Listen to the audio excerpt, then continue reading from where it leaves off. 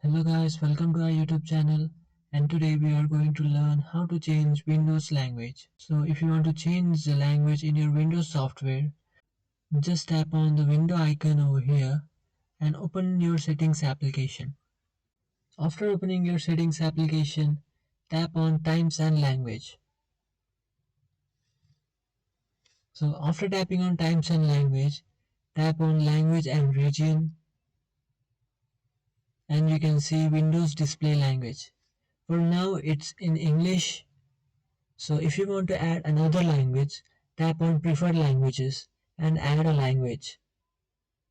So here for suppose I will choose a Chinese language.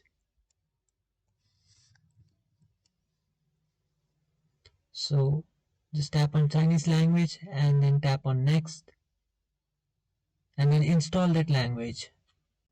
So after tapping on install, the language will start to download.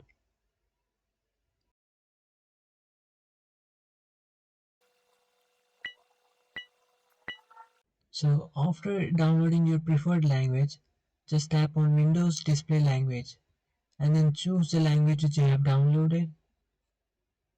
After choosing the language, now you have to sign out your account and then sign in.